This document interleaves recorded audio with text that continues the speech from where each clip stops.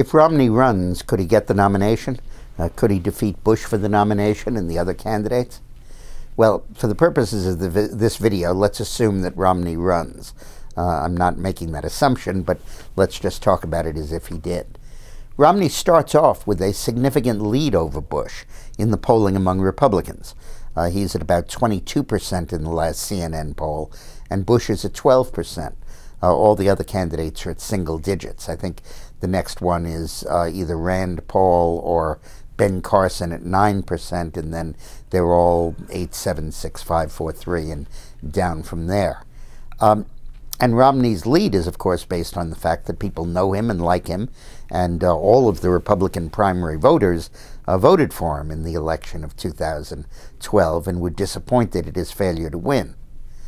But even though Romney is better known than Bush, the best strategy for Romney is to sit on the sidelines and let Bush try it, and then let the negatives about Bush, the dissatisfaction about Bush, rise to a point where there's a demand for a moderate alternative in the Republican primary.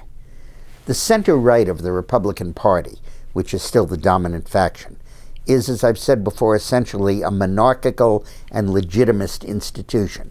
It draws the most in common with the old Tory party that used to run Britain, the precursor of the current Conservative Party. That was called the King's Party, while the Whigs were the parliamentary party. And they like succession. They like order. So the idea of Bush 1, Bush 2, Bush 3 appeals to them. But the idea of running someone who's run twice before and been vetted for negatives, and it's a known quantity, also appeals to them. I think I mentioned in a previous video that 6 of the last 7 Republican presidential nominees ran for president before and were defeated, and that defeat became a credential in winning the Republican Party nomination. Not so the Democrats. They abhor someone who's used goods. They want a revolutionary and a new approach, and they love insurgencies. The center wing of the Republican Party is very suspicious of insurgencies and backs legitimacy. So they're going to be very happy with Bush running. And in the early polling without Romney, Bush has a good lead over the rest of the field.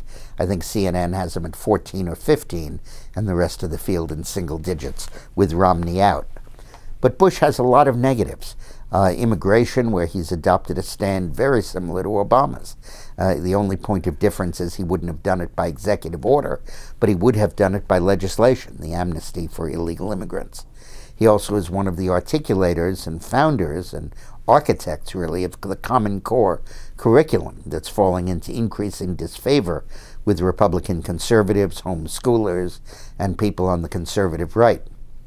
Both of those are negatives for him. And, of course, the idea of this monarchic, back-to-the-future kind of candidacy drawn out of the 1980s and the 1990s.